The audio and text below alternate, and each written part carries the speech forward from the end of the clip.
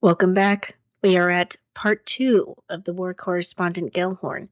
And yes, the war zones keep coming. But first, she had started an affair during World War II with the General James Gavin, the youngest commander at 37 years old, and he was eager to make plans for a life together. But she was not. Yeah, no, I was gonna say, that doesn't sound like her MO. It is not her MO. She wasn't certain if she could spend the rest of her life bouncing between military bases, so that relationship ended. Despite her track record with men, as we've seen, she would continue to have affairs and even a second marriage in 1954 to a former editor of Time magazine. However, she would also later say, if I practiced sex out of moral conviction, that was one thing, but to enjoy it seemed a defeat. I accompanied men and was accompanied in action, in the extrovert part of life. I plunged into that, but not sex. That seemed to be their delight, and all I got was a pleasure of being wanted, I suppose, and the tenderness, not nearly enough, that a man gives when he is satisfied. I dare say I was the worst bed partner in 5 continents. Oh, Martha. Yeah, so this is really sounding like she's ace. But I mean, come on, like that she never enjoyed sex, that she felt like she was doing it for her partners, like that sounds pretty that she doesn't really have an interest in it either. Like it's not like she's unsatisfied by it. It's that she's unsatisfied by it because it's not compelling to her. It's a good case. Yeah, But like with all dead women, they don't pick up the phone when I call, so we'll never know. right. So, if nothing else, we can say that if you are an ace person today, other people might have been able to commiserate with you if you had a time machine and went back then. On another note, and prior to her next assignment, she adopted an Italian boy from an orphanage. Huh. Interesting. She had been increasingly envious of her friends who had children. Her mother also urged her towards adoption. That way, she doesn't have to keep worrying about her biological clock, and she certainly doesn't have to attach herself to any particular man.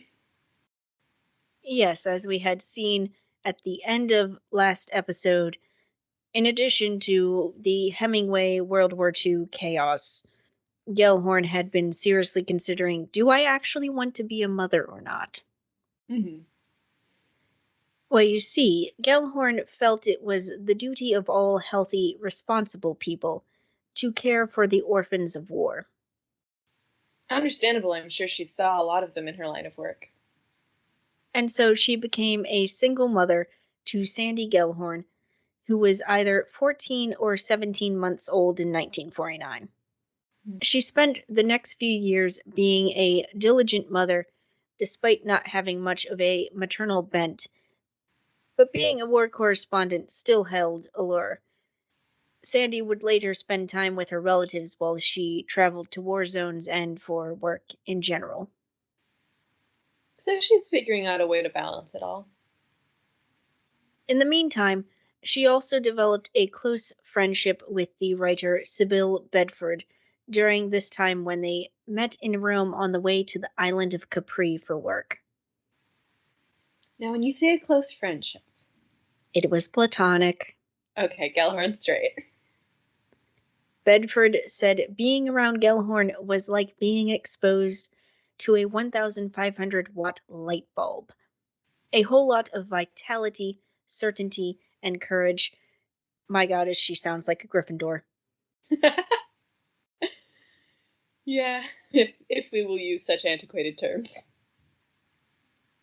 Gellhorn then moved to Mexico with her newly adopted son, but she also took her first of 7 trips to Israel in 1949. The last would be in 1971. She went, she said, to look, to listen, to wander, and sometimes to write. She contemplated another book after the 6 Days' War, but it never happened. Unfortunately, though she was one of the most sympathetic of journalists at the time to the downtrodden. She also viewed moral problems in a black and white lens. Mhm. She was somehow deaf and mute to the plight of Palestinians. She doesn't write or talk about them. I can understand, like, having seen the Holocaust, firsthand in the liberation of various concentration camps. I've heard of a lot of people kind of thinking, well, I guess we'll just only care about Jewish suffering and never listen to anyone else. And it's really one of the modern tragedies that people can't see both things at once. That multiple peoples could be suffering. This is all very true. In addition, this was all viewed as a human being rather than as a Jew. Despite going through World War II and witnessing the aftermath of the Holocaust, her Jewish roots played a very small part in her thought process. Yeah. Although we've seen other people, notably Natalie Barney, distancing themselves from Judaism around this time. So, and it also sounds like she wasn't very culturally Jewish. I mean, that she was celebrating Christmas, and um, probably it was just easier to fit in with the mainstream US culture where she could. Or it may have to do similarly with the fact she never really settled in one place. Hmm. Although that's a pretty Jewish frame of mind. While she continued to write articles, she wasn't covering any wars for a while. Instead, she was overwhelmed with love for her new son, sending his photos to all her friends and trying to get him to stand up for himself against a neighboring 2.5-year-old. Oh, She had to be calmed down by reassuring letters from Eleanor Roosevelt, the former First Lady of the United States, whenever he sneezed too much or had diaper rash. oh, I bet. I mean, and also she has done a lot of reporting from like places with severe illness, so I can see her being a bit paranoid. At the same time, she was worrying about getting the $7,000 for residency papers for the two of them in Mexico. Mm. As she wrote a friend, a child is clearly twice as expensive as a yacht and a built in mistress. Different lifestyles.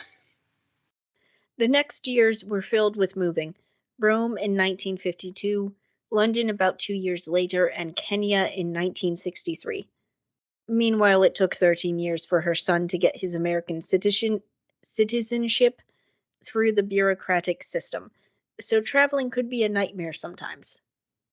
Yeah, wow. You'd think that they'd be able to get that passed through pretty quickly, considering that she's American and she's his mother? Do not underestimate federal bureaucracy. While railing against McCarthyism, she covered the Vietnam War. She was actually surprised by the difficulty of it. Hmm. You see, she was now 58 and hadn't covered a conflict in 20 years. But her son was off at school and being distant to her, and she couldn't stand being idle. American papers turned her down. Excuse me? Excuse me? How? They didn't want her. Maybe because she was an old woman, basically. Maybe because they just didn't think she could handle it. Either way, the Manchester Guardian agreed to her going for 6 articles, so off she went. Yeah, wow. At least she doesn't have to be a special correspondent anymore. To Martha, sitting in Saigon, it was the Spanish Civil War all over again, and she felt the US was on the wrong side. Ooh. So maybe this is why the US wasn't interested in her reporting. Long before Martha got to Vietnam, the correspondents knew that civilians were being killed by both sides in great numbers and with great brutality. One journalist described the situation as ethical gymnastics. Meanwhile, footage was of combat missions, helicopters, the wounded coming home, not orphanages, napalm burns, accidental hits on villages full of civilians. And so you see, while other reporters were in on meetings, eating sea rations, and talking tactics, Gellhorn visited hospitals and refugee camps. She talked to doctors, common soldiers, and children. Her articles caused a stir in England, and she got TV interviews before her book on the subject came out. She also proceeded to badger U.S. senators about the war and helped raise money for children burned by bombings. Wow, so it's as with the Spanish Civil War, she is not as interested in war, the ideals of it. She is more interested in war, the impacts of it. Yes. However, she did not return to the conflict, which ended in 1973. You see, she had her own troubles with her son. Oof, oh no, what happened? Against her entreaties, he dropped out of Columbia University and got drafted in 1967. She was terrified he'd get sent to Vietnam. Yeah. Instead, he joined a film unit in the army and was sent to Berlin. But the trouble didn't end there. He came into contact with hard drugs. Oh no. Then at 21, he was absent without leave and off in Paris, then in London. Gellhorn took him to a psychiatrist. She also called in favors to get him sent to a psychiatric hospital, followed by an honorable discharge instead of getting in trouble for leaving his post. Oof. Was he okay? No, he was not. Sandy was now an addict and started selling his possessions. Mm. Then he went to prison for drug possession and dealing. Love that war on drugs. He tried to hide it from her, actually. When she found out, she did her best to bail him out of jail. Hmm. Then he got married after he was released from his sentence. She didn't approve of the marriage. Yeah, one would imagine that the people that he was hanging out with were encouraging it. I do not know for sure. I do know that Gellhorn and her son seldom met or talked after that, in part because she felt that she failed as a mother. Wow. That is so rough. And they were both probably traumatized from the various war experiences that they'd had. I mean, even if he had been a baby, that you get that, you know, that good PTSD that doesn't care if you're a baby or not. This was not a good time in her life. Hmm. She felt wretched and struggled to write, but she kept up with her career. She passed her 70th birthday in 1979, but continued working in the following decade, covering the civil wars in Central America. As she approached 80, Gellhorn began to slow down physically, and although she still managed to cover the U.S. invasion of Panama in 1989, she finally retired from journalism as the 1990s began. She also finally settled in London after living in 19 locations over 40 years. Wow. However, ill health was catching up to her. By early 1994, she could see very little. Despite this, she managed one last overseas trip to Brazil in 1995 to report on poverty in that country. This last feat was accomplished with great difficulty, as she could not read her own manuscripts. Oh, poor woman. That sounds rough. She was soon suffering also from ovarian cancer that spread to her liver. Mm. On February 14th, 1998, she decided death's time had come. There was nothing that could be done for her cancer, and her failing eyesight disabled her and kept her out of her profession. She could no longer read, work, or travel. The future she saw remaining promised nothing but pain and struggle, with no reward for those new trials. She arranged her papers, her will, and took a cyanide pill. Wow. That is doing things on your own terms. As requested, her friends held a small gathering, and then two of them plus Sandy Gellhorn took a boat into the Thames to spread her ashes in the river. With them went long stemmed roses. Wow, that's beautiful. That was really sweet of her to think of creating something like that. While her own writing is still around, she also appears in Hemingway's.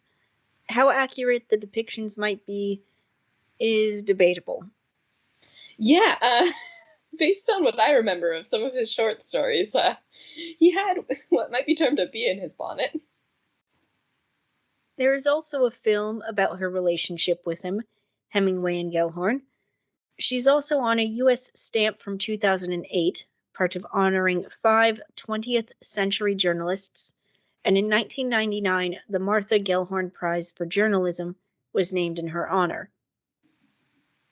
It's awarded annually to journalists who share in her way of reporting.